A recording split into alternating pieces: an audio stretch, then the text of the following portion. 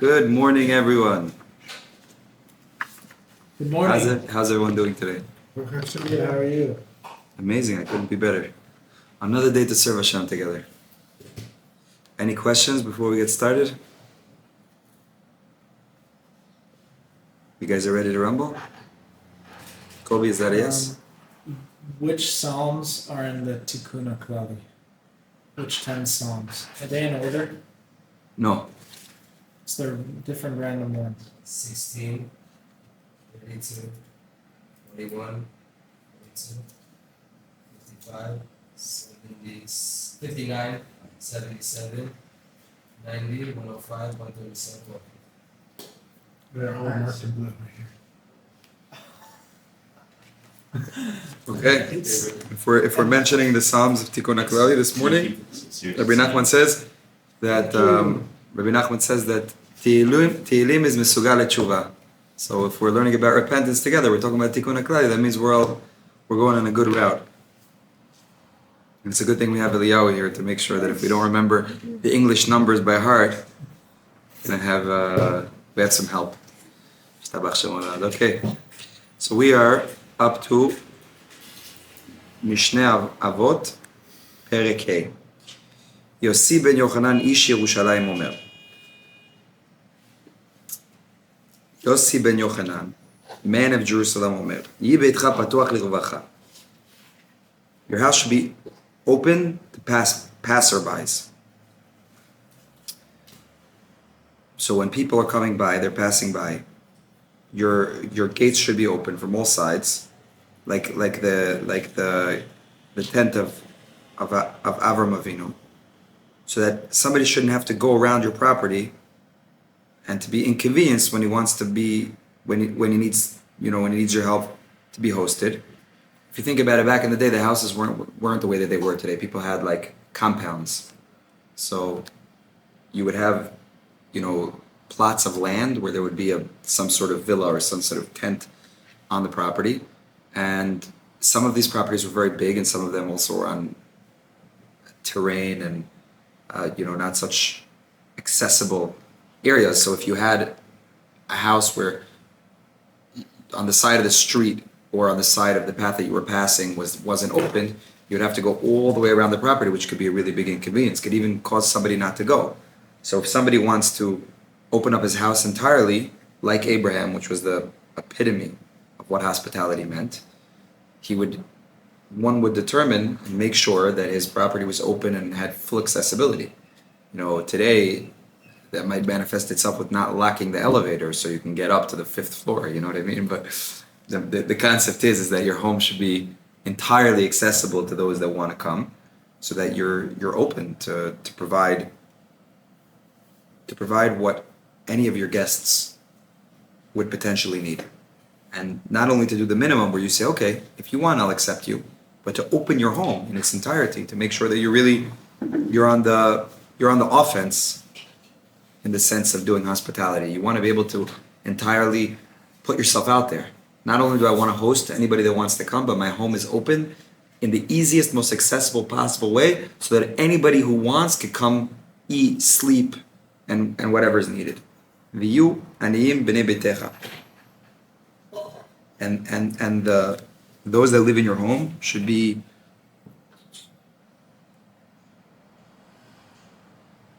aniyim. How should be available for any? That's the pshat you want to say. Chavod. Let's see what pshat. First pashut pshat. Then let's go into Chassidut.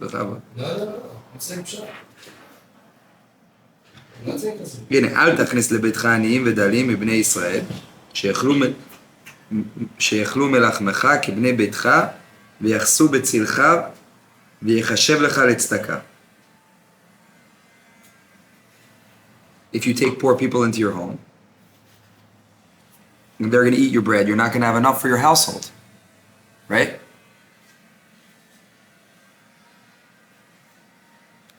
Eliyahu? What does v'yu aniyim b'nei beitecha mean? It's an outcome of the No, what's the pshat? I met. I thought should feel free to be like Bnei Bayit by you. V'yu aniyim. Aniyim should feel free to be b'nei beitecha. Like I said before. Like Your home should be open for everyone. Why was the commentary? It's an asagah, not communities. If you do too much chesed in your house, you can report it.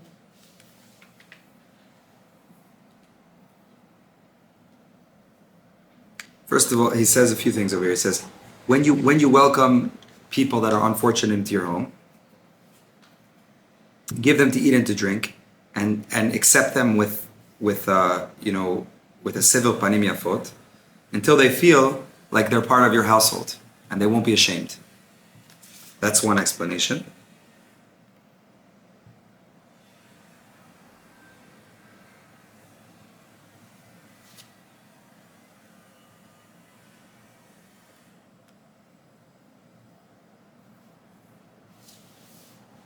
And if you need to take servants into your house, so don't take servants and slaves from umot ha'olam, from foreign nations. Rather, take into your home those unfortunate ones from the Bnei Israel, meaning Jewish slaves, that they will be the ones eating your bread like your household, and this will be a way of tzedakah, meaning you have two ways of accomplishing the same task. You need to have a servant, you need to have assistants in your home. You can go ahead and you can take somebody who's foreign, or you can go ahead and you can take somebody from the Jewish nation, and they're going to pretty much be living off your sustenance. You're going to be providing for them bread and everything they need, and that's going to be considered as a righteous tzedakah. That's going to be tzedakah. I would think also that even if you do it for a foreigner, that would be tzedakah. Just probably doing tzedakah for a foreigner, for somebody who's not from the Jewish nation, is not in any way in the same level. I don't know if you take somebody who's not Jewish and you provide him with sustenance, you're still doing a righteous act, right? Yeah, no, not even I'm saying over here you're doing tzedakah with a Jew. You're providing sustenance to a Jew. For sure, he has a higher level of tzedakah. Is your nation, for sure. But I would think also that even if you're providing for somebody who's unfortunate, even if they're not Jewish, they're still receiving some sort of kindness. Then the Mishnah continues on to say, Al tarbe sicha im ha'isha. A person shouldn't speak unnecessary conversations with women, because idle chatter with women could bring a person to inappropriate thoughts and to actions which he doesn't want to get to, as well as bitul Torah, just idle chatter. And since it's natural for a person to enjoy speaking with the other sex, so therefore Mishnah is saying it shouldn't be extra and unnecessary. Bishtomo. This is said even with his own wife, especially with the wife of his friend. That in that place, there wouldn't even be a good reason for them to be in conversation if it's not, for a specific purpose, or, to be respectful, or to be, to express gratitude in a way of respect, but not just idle chatter. And also that could bring up some sort of that could create suspicion also. If somebody's chatting with their friends' wives in a way of idle chatter where there's no reason, just schmoozing it up and too much excessive talk, that could also be something which somebody could look at the side. They say, that may seem a little bit not aligned. So therefore, the Mishnah is saying, when we're saying al tarbe sicha im ha'isha, not to have unnecessary chatter with women, that's going even on one's wife. Obviously, that doesn't mean, I'll answer in a second, but that obviously doesn't mean not to speak to somebody's wife and not to have an amazing relationship, which would mean in any way that a woman needs to be heard or to have the proper connection with her husband. We're talking about unnecessary chatter, or at times when it's not the right time. Every person could understand in his own way. But the Mishnah wants us to tell us as well that this goes even on one's wife, as far as to one's wife, for sure on somebody else's wife, and for sure in a foreign woman where there's no reason to be talking to her, whether it's not for finding your soulmate. Obviously, then you should talk to women, you should find the right woman, whatever it takes to find her, and do whatever exercises you need and whatever communication to make sure that you come to a place where you're able to find your soulmate. But we're talking about in scenarios where it's not going to bring you to connection, it's not going to bring you to marriage, it's not going to bring you to something which is productive. And if it's not going to bring you to that place, it's going to bring you somewhere else. It's going to bring you to Bitul Torah, or it's going to bring you to Machshavot Lo Tovot, and afilu in the worst case scenarios to an action which is not Metukan. I'll finish. You have a question? Yeah, for that, does that also refer to like your mother and your sisters? No. I'm glad you asked. Absolutely not. Okay. Absolutely not. A mother is a mitzvah. Every time you listen to your mother, even what would seem to be something which is not so important, the very fact that your mom wants to talk to you and share her feelings or express something important, that's kibud im. And there's nothing greater than that. Okay, so that doesn't apply to absolutely mothers. not. You give or them, your sisters? Listen, your sister's definitely less than your wife. right. Your sister's definitely less than your wife. Idle chit chat is, again, family catching up. That's not idle chit chat. She's Right. your sister. You have to check in with her. Right. An hour-long conversation with her every single day. That's Right. idle chit chat. Right. No. Right? An hour conversation once a week. For Shabbat or No, like, yeah, that's not idle. You're wishing your family Okay. member Shabbat Shalom. That's not chit chat. Everybody else has to know these are very. It's a very fine line over here. Everybody has to know it's based on interpersonal relationships. It's based on sometimes somebody could have family which is not religious and they're representing. You have to connect to the other person. You have to show them that you're there for them. You have to help them feel heard, especially if it's a woman. They need to be validated. They need to feel like you see them, like you feel them. I think the mission is trying to tell us not to go beyond that. Once you already are able to give that validation, you're able to give the respect that they need. You're able to hear them out and what's necessary. Don't get lost in idle chatter. Don't let the wave pull you away. And before you know it, you can get to places where you're just wasting time, or you're even in a place could come to a place which is not so kosher. We have to also know. Tell the woman this. What? God forbid to say this to a woman. God forbid, especially when you're being recorded, when you're giving a class for. Tell a woman to hear this. Maybe they'll learn the other side, not to talk to them. Mikan amru chachamim. From here, from the words of Yossi ben Yochanan, the chachamim said, "Kol zman she'adam ma'obeh sicha im ha'isha." When a person has excessive talk with a woman and even with his wife, korem ra la'atzmo. He can bring bad upon himself because he can bring the Yitzhak on himself. Ubotel b'divrei Torah, and he will be mevatel from learning Torah because he's wasting his time with dvarim betelim, unnecessary things that he's busy with, that his heart is pulled after. And he could come to a place that he will even fall down to a terrible avera, which will bring him to hell.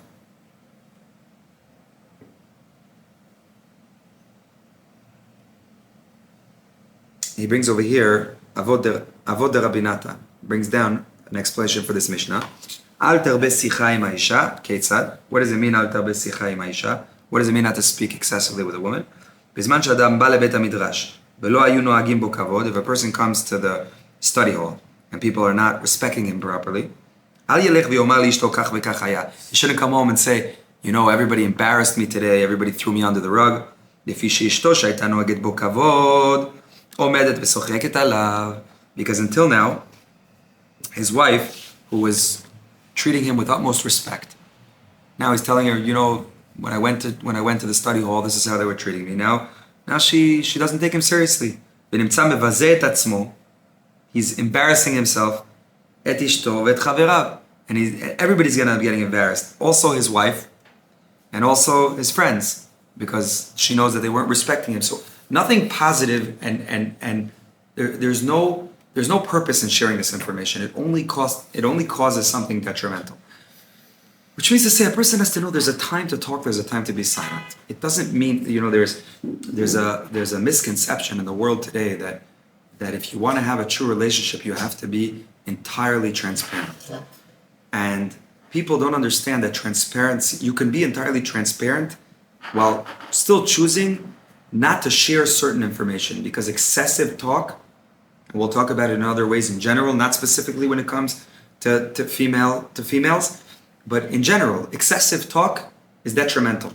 The more somebody, siyag lechokhma shtika, a sign for wisdom is silence. The more that somebody he holds back, the more he's able to maintain many different great things that silence and less talking could help one attain. It's important to note that we don't always have to share information. Sometimes sharing extra information can be detrimental. Now, does that mean that if you don't share that information, you don't respect the other person? Does that mean that if you don't say everything that happened to you, you don't have to share something in order to be hiding something. They don't always go together. Just have to know when to talk, when to.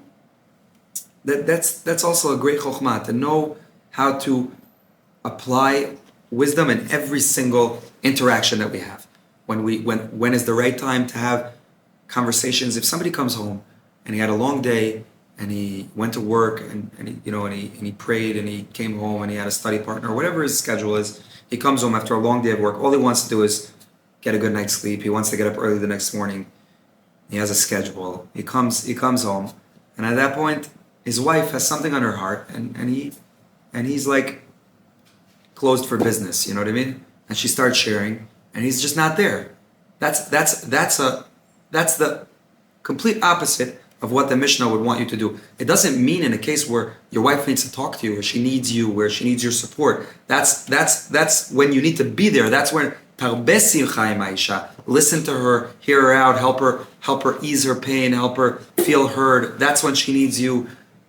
If a mom calls, if a sister calls, if there's something going on, if somebody, if a woman comes over to the street, she needs something, she needs some sort of necessary conversation in order either to make a kiddush Hashem or to do chesed or to show Hashem's name is great. If somebody comes to ask a question on Judaism or they ask a question on halakha and you're too busy being holy, that's not what the Mishnah is talking about. The Mishnah is talking about in any scenario where it's not going to bring you to something constructive. When this conversation could bring you to a negative place, when this conversation is just going to waste your time literally, and wasting your time, you're either going up or down. There's no staying stagnant. If you're going after a conversation which is not bringing you to anywhere constructive, unfortunately, it's going to bring you to something destructive. If it's not going to be constructive, it's going to be destructive.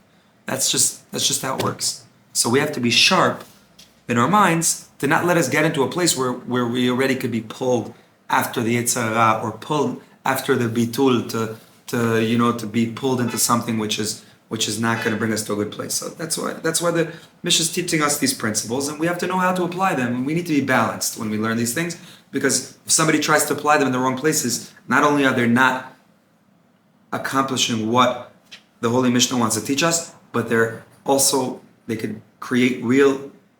be a detrimental outcome to somebody who tries to be mekayem these things. So I would even go as far as to say, if you're not sure, shev al ta'aseh. Don't be mekayim these things when you know that it's and if it's something which you feel that you're not 100% sure, so be on the safe side and try to be short and quick and do what you need to do and give the response you need to give, and then go back to keeping your mind in a place to be in the most constructive growth you can be in all levels. Is that understood, guys? Any questions? Anything can make it a little clearer? Eliyahu, you have a pearl of wisdom somewhere, Chassidut, some depth to give us on this Mishnah. Al tarbe sicha. So maybe the body's called the Isha. So right. Maybe not to be too busy with the body. Not to be too busy with the body. With your own body, let alone others. Very good. Don't look at it. Could always rely on Eliyahu to add an extra angle of insight. Okay. So this week's parsha is a very, very, very amazing parsha. There's a lot. You gotta look at the Badai and Shimon. We got over here a lot of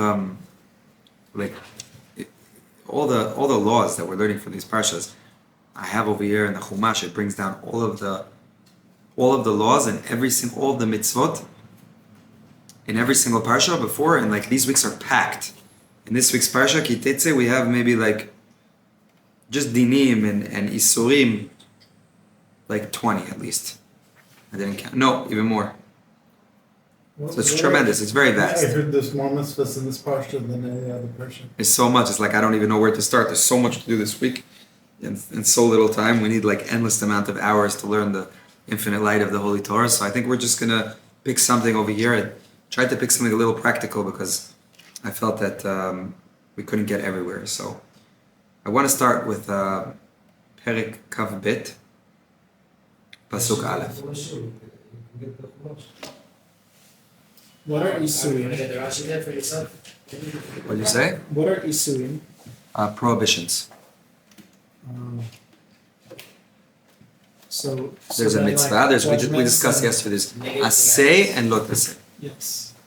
That's what we discussed yesterday when we were learning about Teshuvah and the Rambam. Yes. Thanks.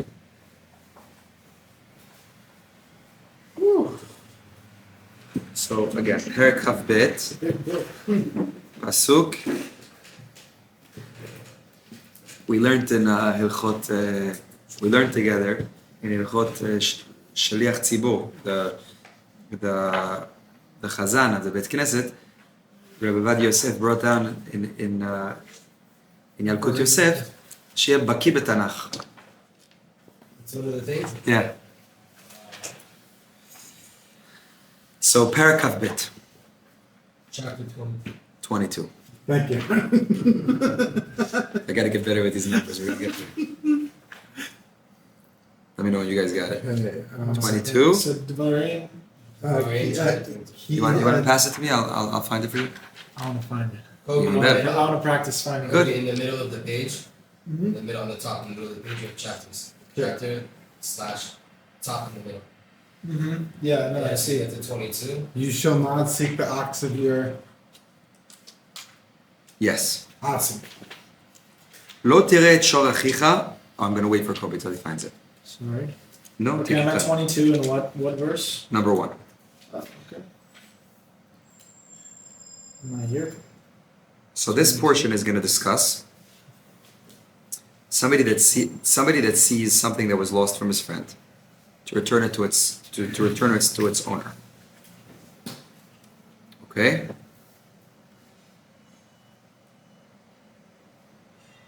לא תראה את שור אחיך או את שאו נידחים. If somebody sees the cow of his friend or his, how does it translate Seu?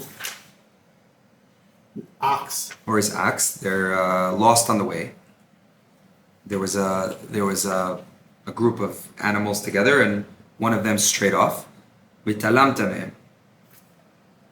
Hashev tashivim le'achicha. This one got lost. You don't v'talamta mehem is don't when you like you just sort of don't see something that you know exists, but it's like I didn't see that, so then because if I see it, then I'm going to be obligated. If I see this animal going astray and it's obviously getting lost, what you don't see didn't happen. The pasuk is telling you, no, don't make pretend that you didn't see this. You actually have to go and take your time and whatever effort it takes to return this animal to its owner. Now, how far does that go? Says the pasuk. If he lives in a faraway place. Or you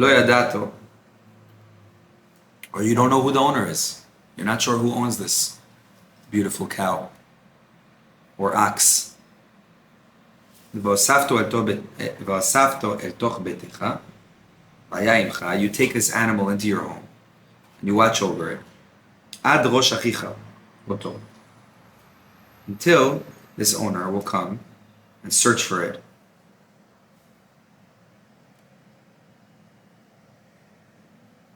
And you'll check and you'll see that it's really coming to him, that he's not tricking you. And then you'll return it to him. Whether that can mean with simanim or whatever way, you're going to now make sure that this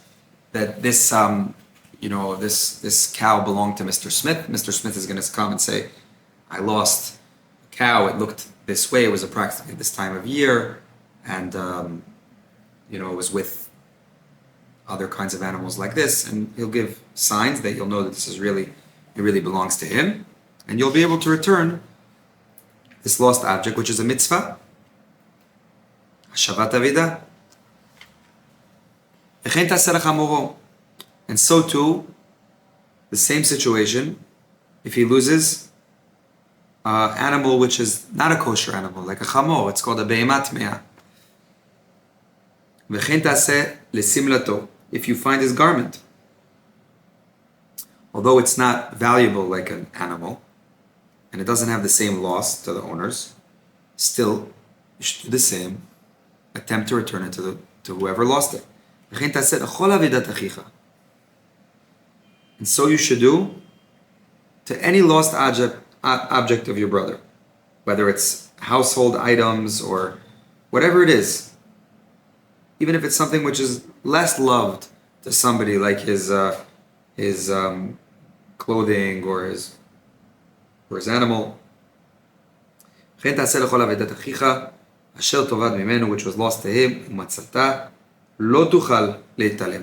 You're not allowed to turn your eye away and to just move on with your life. You need to go ahead and to figure out a way to return it to him in the best that you can. There's also halachot for a certain amount of time if nobody came to claim it.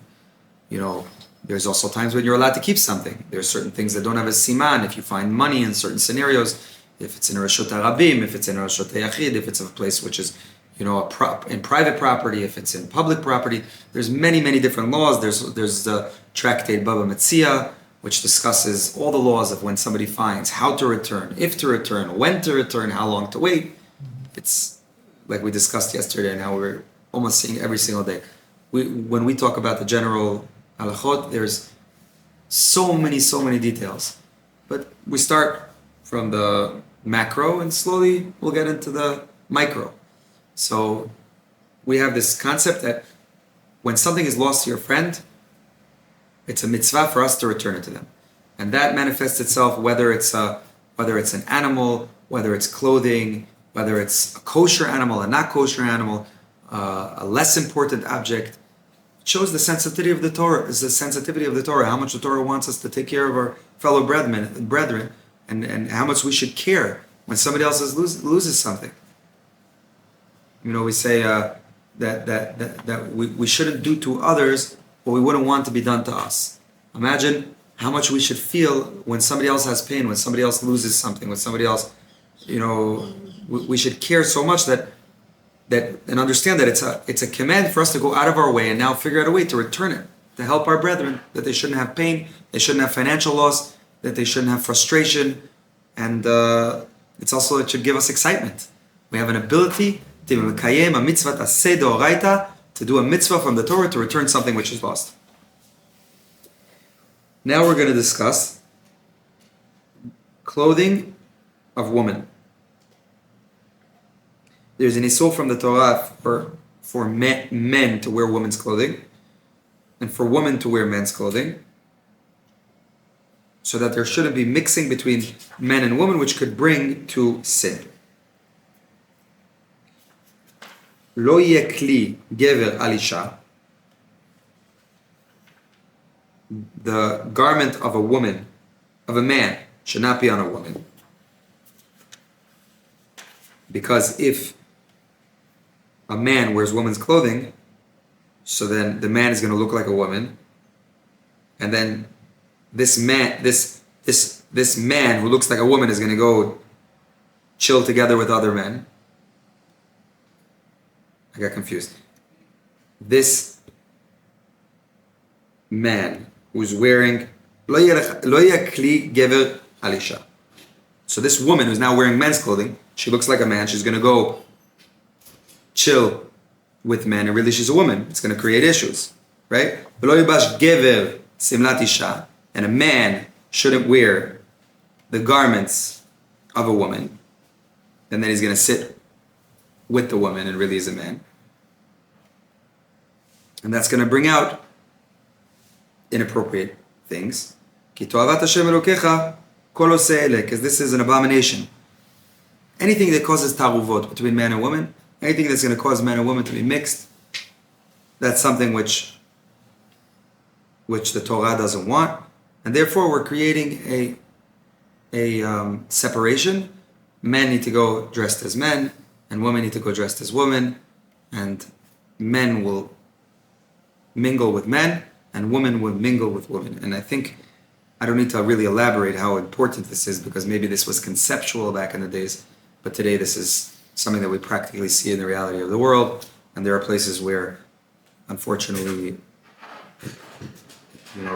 there's a mixed sex, meaning men and women, the whole identity is mixed, and you see that some of these men go dressed as women and some of these women go dressed as men, and it creates chaos, and it mixes up creation, and it brings about total abomination.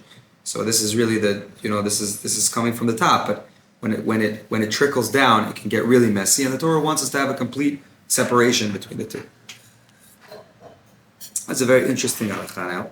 It's called Shiluach HaKen. Ki kare, if there's an occurrence, kan tzipor lefanecha. Somebody finds a nest. Baderech, on the way, he's traveling and he comes across a bird's nest. Bechol etz, on a tree, or ala aretz, or if it's on the ground. And inside his nest, efrochim, chicks, small chicks, or bitzim, or eggs, va'em, rovetzet ala efrochim, and the mom is hovering over these newly hatched chicks, or ala bitzim, or on the eggs. Lo tikach ha'em ala banim. Don't take the eggs or the chicks when the mom is together with them, as long as she's hovering over them. What do? Shaleach tishlach et ha'em.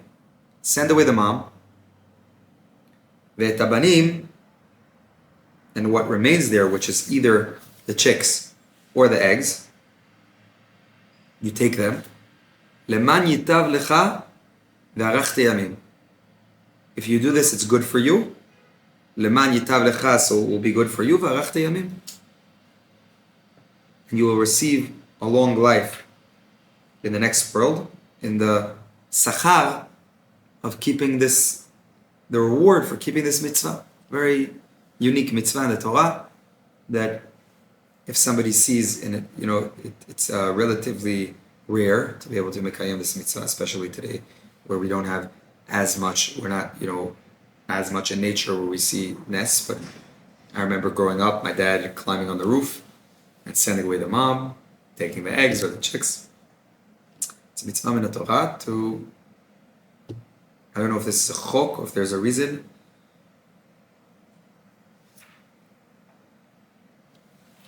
הטעם שפרש מצווה זהו מתן שכרה. What is bruising? What'd you say? Like the word is rovetzet. Like hovering. Like hovering over the eggs. Sure. If it's still in the case of eggs, if it's still before they're hatched, so the mom is on top of it to keep the eggs warm. And if it was born, she's taking care of our little cute little chicks. I just saw one the other day. This little tiny chick just came out of the egg. It's like a creature you see, only the creator of the world could create such a tiny little bria. It's like amazing. Yeah. That's Shiluach HaKen. Next. Can we only have non-fertilized eggs? So if we take the eggs from the bird, then they're not going to be kosher. Because if she's sitting on them. Because it's going to be fertilized. I'm not sure what does that have to do with kosher eggs? Because I thought if the eggs are fertilized at all, then it's no longer kosher. So how can you take? It's a mitzvah to take non-kosher eggs from a bird. It's not a bird. You don't have to eat it, first of all. Nobody's. You don't eat it. You don't have to eat it, but I don't know. I don't know regarding whether these eggs, if they're kosher or not. I'm not sure. That's not. Yeah, first of all, it has to be a kosher bird. Right. So then, what? And even if it is fertilized, if it hasn't already started to grow, Meaning if a rooster and a hen are together, and then Yeah. you take the egg the next morning, it's still not a. But So it's there's still a chicken not, there. there's It's no. still there's a chick. It's just an egg. Okay. So then it wouldn't be a problem. And It's not a then problem to eat the again, you don't- fertilized egg as long Right. as it hasn't fertilized. and again, Okay. you don't have to eat it. The mitzvah is specifically sending away the mother and taking what exists there, whether it's the eggs or the chicks, You could take the eggs also and raise the chicks. right? Okay. Let the eggs hatch if you want. מצוות מעקה. בעזרת השם אליהו שלי זוכת ממקיים דס מצווה סון בקרוב ממש. My own head. כי תבנה בית חדש, when a person builds a new home. ועשית מעגה לגגיך. Your responsibility is to make a fence on your roof. ולא תשים דמים, so that you will not cause any unfortunate occurrence to happen, which could, somebody could fall and die. Damim is blood, so no scenario of blood being spilled bevesecha in your home. Ki pola nofel, because a person can fall from there. You shouldn't be the one that can cause this scenario to happen. If there's somebody that's going to be chilling on your roof and he's a sinner, and he's going to fall from your roof, even if it was supposed to happen that he was supposed to fall, it shouldn't happen through you. The Torah is telling you, you don't want something to happen under your watch. So if this individual needs to get a punishment, let him get a punishment. But this punishment shouldn't be in your home through you. You shouldn't the creator of the world has many ways to take care of what he needs to take care of. You don't need to help him. Your responsibility number one is have a safe home. A safe home which will not cause somebody won't have any dangers. I saw this recently. I heard it from, Piskei Halachot in one of the, practical halachot. This could also apply in scenarios of windows that do not have those metal or plastic gates, that a child could, God forbid, fall from. Depending on the height and depending if there's a child lock, but if you have a window which is a danger to a child or danger to somebody to fall from, this could also fall into that category of asita vasita ma'ake legagecha. So this is another mitzvah from the Torah. Okay, כלי הקרן. לא תזרק כרמך. If somebody's planting in his vineyard seeds for a grapevine, and he puts it together with two other sorts of vegetable pentikdash המלאה הזרע, אשר תזרע ותפורת הקרן. Maybe these seeds will sprout, and you'll have this motzar, this outcome of kliyah kerem, which is help me out with the English over here. Like mixed breeding. Mixed breeding. Selective. What's it called? You have it right there. Selective breeding. Oh, you want the exact? Yeah. How does he translate this? What's the word? In Kilayim. yeah. Kilayim. It's just with different. Let's species. read the whole pasuk in English. Do not sow your vineyard. Okay. With different species, lest become the seed. Become forbidden as if sanctified. The filled kernels of the seed that you plant and the produce of the vineyard.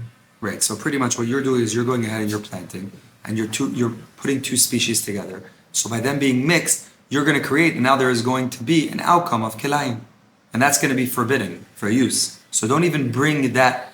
Don't bring that into this world. Don't create that reality.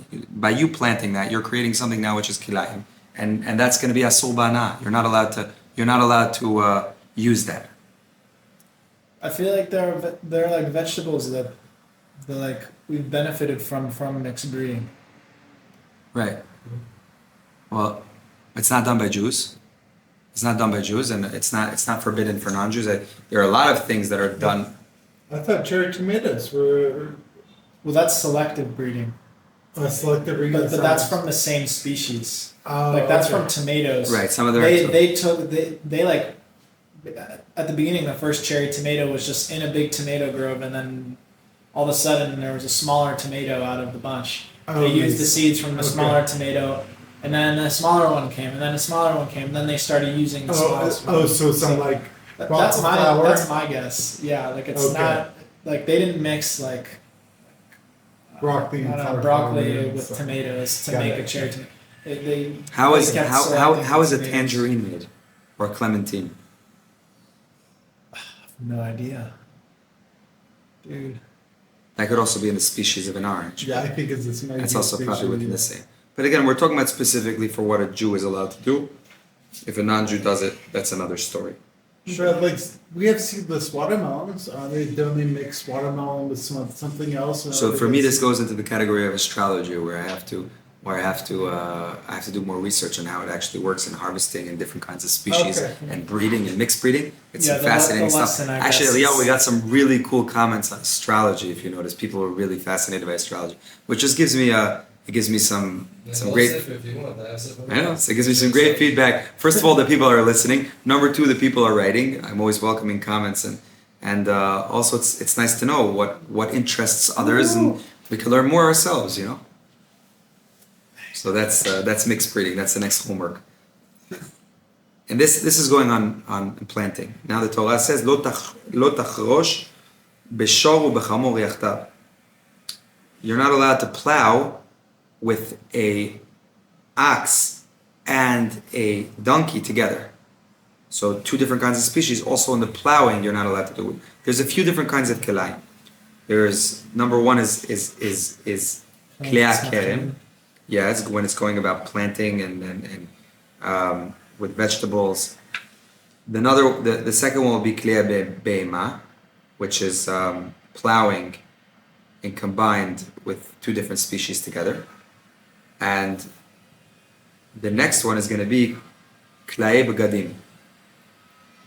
Men and women dressing each other's clothing is also Right, but the whole Parashat is just like balance. No. that's not what it was listed at. But I hear that's a different. That's definitely a kind of mixed breeding. No pun intended. Ubeged kilayim shatnez lo ya'ale alecha. That's what the pasuk says. It's a pasuk in Vayikra. And in our pasuk over here, we're going to explain the isur lo tilbash shatnez. Somebody's not allowed to wear a garment which is combined of two materials, tzemer upishtim, which is wool and linen, yachtav. So if there's a garment which is made out of these two materials and they're combined together, it is an isur min haTorah to wear it, and that's why very often when people buy new suits or garments that have that could have certain materials in the lining or in the collars, we send it what's called a bdikat shatnez.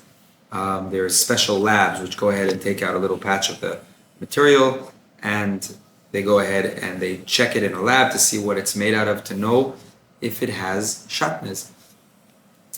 It's very important to be careful with these things, because a lot of time people are not even. You could also look in the tag and it won't tell you. It will tell you that it's 100% polyester, but they don't tell you what's actually in the material. Sometimes they put in these thin strips of like fiber material inside the collars, or to give stiffness, and or in the hem of the pants, in the waistband. Very often they'll add in. So it's important to know. Once you check a specific garment, you know it's good. So if you buy the same pants, or there are times when you can know that there's nothing in there, but it's always better to be careful and to be thorough. And obviously, if you even have a small thought in your mind that that there's a safek of something being shatnez, which is a very stringent isur, one should be very careful. For example, I have a lot of friends that traveled to great tzadikim in Ukraine, and they sell a lot of Russian hats made out of furs and other kinds of fur scarves. We found many times specifically in those hats total shatnez, and people just wouldn't know. So it's always good to be on the safe side. And if anybody even has a little safek in the matter, to be extra thorough and to double check it. Worst comes to worst. You know what I'm saying? Very often, by the way, they could take out the shatnez. If it's, let's say, if there's a strip of material inside the band, you can go ahead and you could have it taken out. So you don't have to actually throw out the garment. What was it? If you wear a tzitzit with a shirt with shatnez, does that make the tzitzit not kosher? Tzitzit is different. It's the one thing. Yeah, tzitzit is different. No, I'm not talking about the strings themselves, but what do you attach the strings to? Exactly. The So garment? it doesn't matter.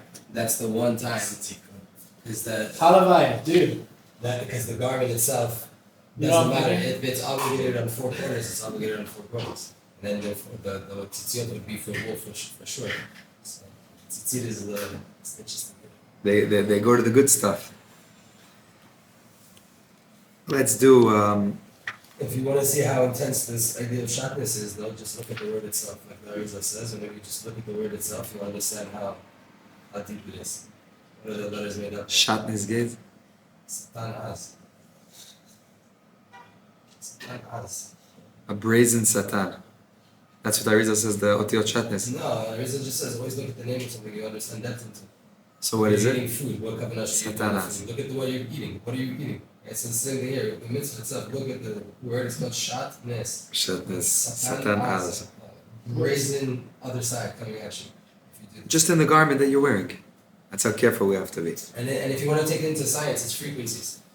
There's frequencies of different garments. You can look this up. You see the differences between linen, wool, and if you put the two together, they cancel out, which is a very bad frequency. And then that causes you to go crazy, simply put, like scientifically. Right? I've never. Back to the first marker.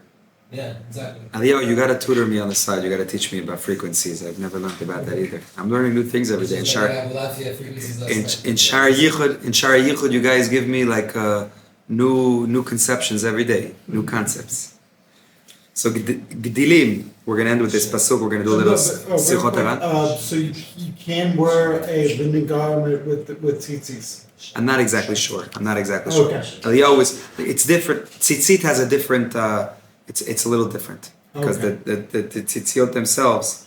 The commandment of making a four-cornered garment into tzitzit outweighs the fact that the two can't be mixed. But when it comes down to actual halacha, I'm not sure exactly the details. Exactly. It's So worth you don't do it. it's worth looking at it. When we learn Hilchot Tzitzit together, we'll get to the Okay. practical application. Gedilim.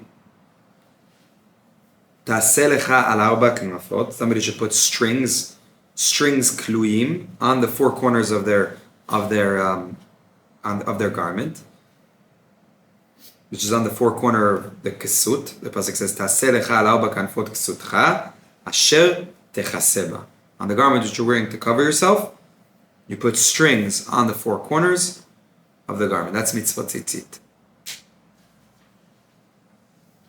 Be'ezrat Hashem. So just to sum up. So we had over here number one.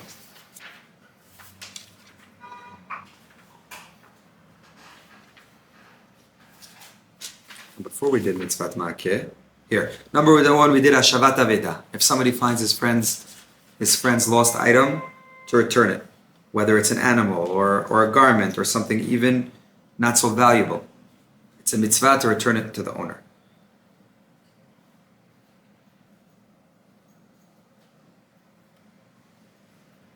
You know, we skipped a pasuk somehow. I don't even know how we did this. That's why I was looking over here. We skipped pasuk Dalet. I don't know how that happened.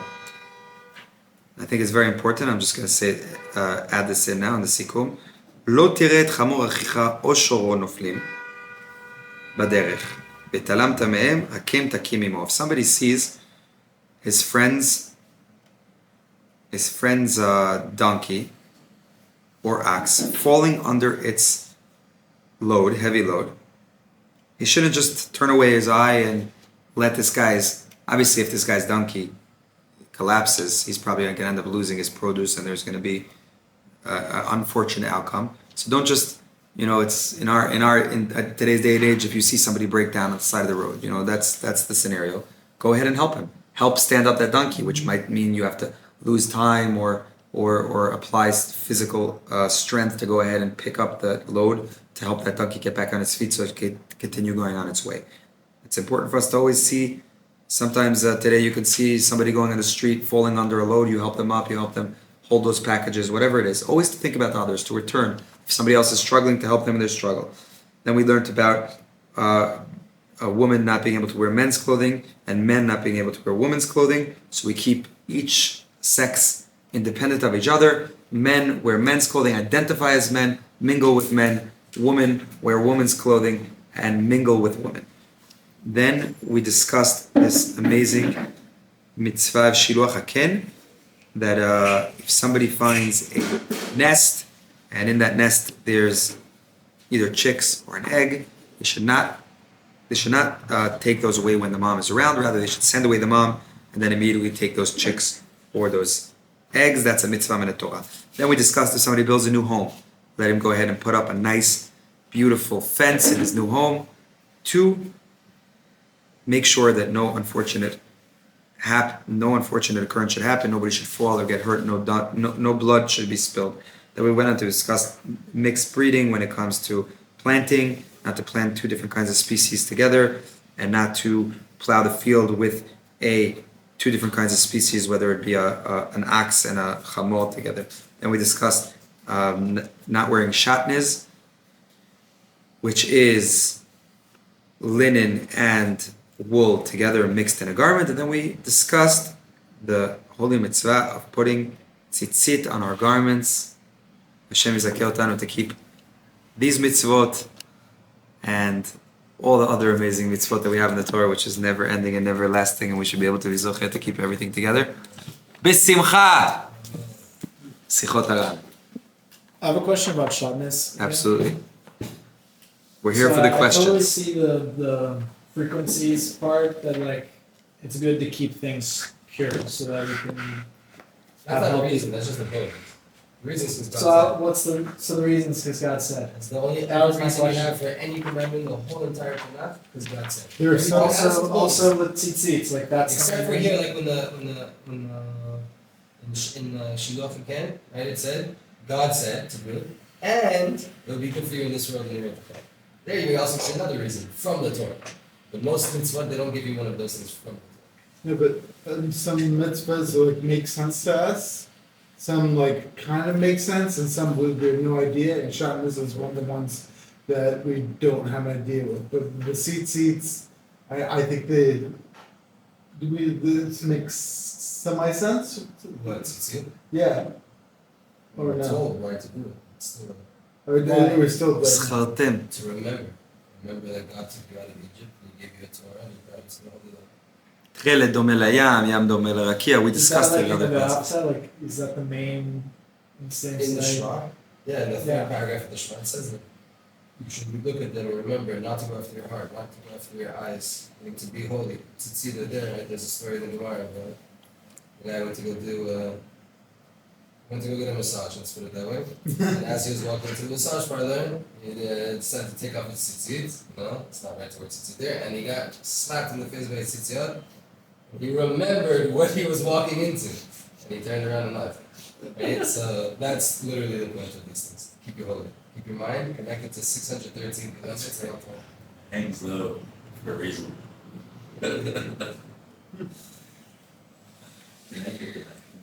Oh, yeah. Sicha Daled in Sichot Haran, actually a very interesting Sicha, which I'm not sure if I'm really capable of teaching, but we're going to try. עכשיו בעתים הללו, says Rabbi Nachman מברסלב, קודש קודשים, זכותו תגן עלינו ועל כל ישראל אמן. קשה מאוד מאוד שיהיה מעות לאיש כשר, says Rabbi Nachman מברסלב. It's very hard for a kosher man to have money.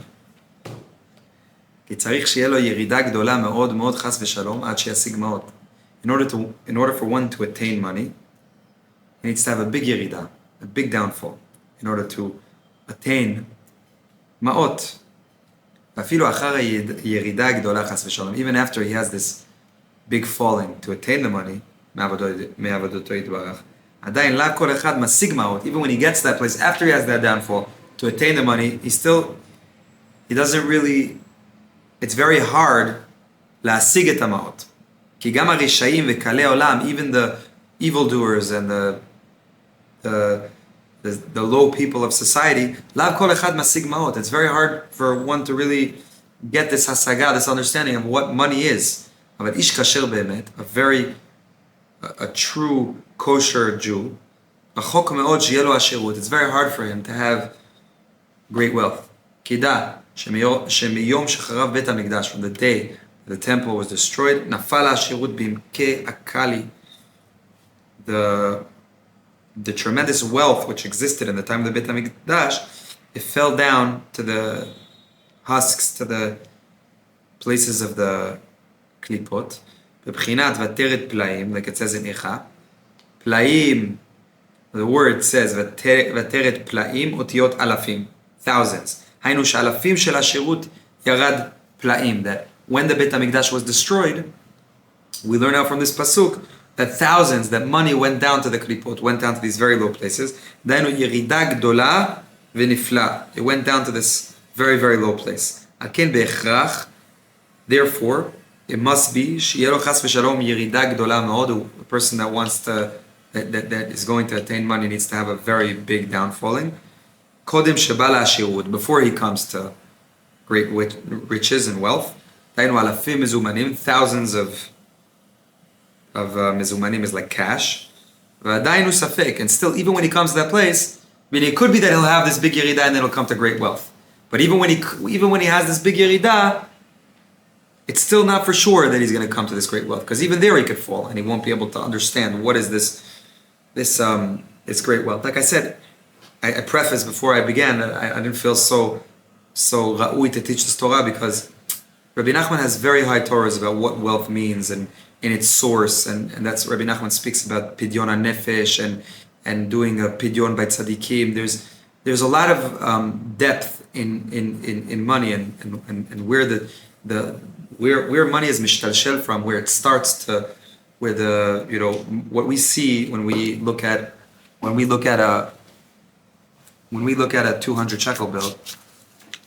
This is like just an expression of something very high that is very hard to describe. Rabbi Nachman explains it in great depth, the shoresh of what money means and the shoresh of what wealth means and what it's supposed to really express and imbue, not what we see it as or what it is in today's day and age, which is really down in the klipot and may not really express or show the hod and the glory of Hashem. So it's very high, but we also have to understand that within the money there is a great depth. And then maybe at other times we'll be able to learn a little bit more deeper, but on a surface level in this very deep concept, first of all, Rabbi Nachman is saying that when after Mashiach, after the Beis HaMikdash was destroyed, the money went to a very low place. In order to attain money, we have to go through a big downfall, and then when we get there, that is also a safek if we could really understand and come to a place of hasaga, what money really is. Aval, ish kasher be'emet, a very sincere kosher Jew, it will be very hard for him to have this great wealth. Even though there are great tzadikim and holy kosher Jews that have money, it's hard on them. It's not an easy thing to attain. And even this great wealth that the tzadikim have, it's very hard for them in their service to the Creator. I just heard a very powerful story this week. It's a little bit to the extreme side, so nobody should use it in its practical application, just to be able to understand conceptually. There was a very big tzaddik from Morocco. I think his name is Reb Khalifa ben Malka. A very big tzaddik. Last week was his Hilula. And I saw an amazing story, I heard an amazing story that he was a very big socher. He was a trader of produce and items that he would sell and ship to different places. And he lived in a town called Agadir in Morocco. Could be you were just there, Kobe. It's on the water. And one day in the middle of Yom Kippur, when they were in the middle of praying the highest day of the year and receiving atonement, some of the Arabs from the local town came in to tell the tzaddik that a huge shipment of produce came, which was a very big, excited. They were very excited, and obviously nobody got a WhatsApp and they didn't receive shipping tracking number, knowing that it was going to come on Yom Kippur. For them, it was like, when the ships went, there was pirates and it could have sunk at sea. There was no indication. So when it came, it was tremendous. And this Arab came running into the Bet Knesset to tell everybody that this huge, tremendous wealth came landing. And this tzaddik, Khalifa, he was so, he felt so bad that he was busy on this holy day thinking about all of his physical wealth, so to say. So he said, if this is what I'm busy with on the holiest day of the year, let it sink to the bottom of the ocean. So the ship sunk to the bottom of the ocean with all of his wealth, and he continued on from that day. And he continued on to that day as a in the realms of, I'm sure he was still very wealthy in other ways, because it says Ezu Hashir Asamech Bechelko, who's a wealthy person, somebody that's happy with his lot. So wealth doesn't only mean physical wealth, and like I said, this is a very deep concept. So for me to even pretend to understand them would be really, really, really incorrect and not on target. I'm just trying to, together with you guys, learn a little bit and try to have a little taste or flavor understanding of what Rabbi Nachman's trying to teach us over here. And this story also wasn't a practical application. Nobody should get rid of the shefa that Hashem gives them. We should use what we need to serve Hashem. But in this high level of this tzaddik, he was able to come to the place that he saw that he no longer needed that wealth. And also I've seen in other places that sometimes tzaddikim needed wealth for a certain period of time. They needed it because through that wealth they had a certain connection to Hashem, and then after they lost that wealth, they were able to continue with that connection, or whatever it is, depending on the person. There's also galgalim. There's a circle. Sometimes people are up, sometimes people are down. That's why we very often see sometimes people have extreme wealth and afterwards they become extremely poor, and other people could be extremely poor and suddenly win the lottery or get a Yerusha. There's a creator of the world, and there's a place for everything. But Rabbi Nachman's saying wealth is not such a simple place. And even when you come there, and even if you have it, and even if you're a tzaddik, it could disturb your service to the creator. גם באמת, אף על פי שיש להם איזה מעט עשירות, אבל אף על פי כן אין להם עשירות גדול מזומן, כמו שיש לקהלי עולם. He says, and even if you see these tzaddikim that have a lot of wealth, you might not see that their wealth is going to be מזומן, like cash wealth. It won't be like you'll see gangsters that have cash wealth. The Kalei Olam, they got cash, but the tzaddikim, you might not see cash by them. שיש להם אלפים ורבבות אדומים מזומנים. You see by these gangsters, by these Kalei Olam, they got a lot of cash. Don't be inspired, כי עכשיו קשה וכבד מאוד שיהיה לכשרים השירות. Rabbi Nachman says, it's very hard today, עכשיו, שיהיה לכשרים, will be for the kosher and straight Jews for them to have this great wealth. It's hard. Is Reb Khalifa the same guy with you were saying from his graveside was like moved and they forgot his bones and then... Well, you spoke about this tzaddik this week? Last week, yeah. I gave you a pamphlet like that. Please do, I want to see it. I'll just finish off over here. It's interesting notes. כמו שאומרים בשם רבי נחמן זקני. Rabbi Nachman says over from Rabbi Nachman Skeni, if I understand correctly, that's Rabbi Nachman Mehorodenka. He's buried right here in Tveria. Rabbi Nachman Mehorodenka. He's the grandfather of what? He's the grandfather of Rabbi Nachman Mebreslev. It was Rabbi Nachman from Horodenka. He's buried over here in the Chelka, in the area of the Talmidim of the Baal Shem Tov, and over here in Tiberias. I would recommend strongly anybody that can go there. It's a very, very, very... There's great tzadikim that are buried there. Rabbi Nachman Mendel Vitebsk and Reb Kalisker, Reb Chaim Abulafia, and other great tzadikim. There's a son of the Abir Yaakov, Abuhatzeira, and there's great tzadikim, great tzadikim. The whole cemetery. It's a very holy place. So Rabbi Nachman brings over here from his grandfather that it says Orch Yamim Bimina. Amru Rabotenu. There's a Gemara in Shabbat. Orch Yamim Ika Oshe v'Kavod Leka. Amru Kol Sheken Oshe v'Kavod. Amar Rabbi Nachman. שהוא רק כל שכן, היינו שוודאי הוא קל וחומר, וכל שכן שראוי שיהיה להם עושר וכבוד, אבל לא בפירוש, כי אף על פי כן אין להם מזומנים. They should have עושר וכבוד, but it's not going to manifest itself in cash. אין להם מזומנים, כמה אלפים אדומים. Eliyahu, you want to explain this? אורך ימים מיקה, עושר וכבוד לקה, that's what the Gemara asks. So the Gemara answers, ואמר כל שכן עושר וכבוד. כל שכן עושר וכבוד. So Rabbi Nachman's... It's hard to have money in this world, even more so honor and respect. So he's explaining that that's going on the mezumanim of the tzadikim. כל שכן, שראוי שיהיה להם ראש הכבוד. They should have it. אבל לא בפירוש. כי אף על פי כן אין להם מזומנים כמה אלפים אדומים וכנ"ל. Like he explained, that even you'll see that the Kalei Olam, they have tons of wealth. That you see it, but by the tzadikim, it's not a mezumanim. Who knows what this means? I could offer different thoughts and ideas that that they have a different kind of ashirut, which doesn't manifest itself in physical cash. Maybe it's something that's beyond. Right? So it's like manifest. It's like down here. It's like mamashut. Hashem Yizakeh Otanu, that we should be able to understand the words of tzadikim and be able to apply them properly. I could confidently say that even if Rabbi Nachman spoke over here about how it's hard for Anashim Ksherim to be with great Ashirut, I'm sure Rabbi Nachman would bless us to have at least all that we need in comfort so we can be able to serve Hashem, and that we shouldn't be missing anything, lacking, not for ourselves and not for our families, and obviously not for those that learn Torah and keep the will of the Creator, that Hashem should give us everything we need, B'Shefa Gadol Be'ezrat Hashem, and we should be able to mekayem everything that we learned in Mishnah and everything that we learned in Chumash and everything that we learned in Chassidut today. Hashem Yizakeh Otanu Limtzo Sechel Tov B'nei Elohim V'Adam. Have a great day. Chaim.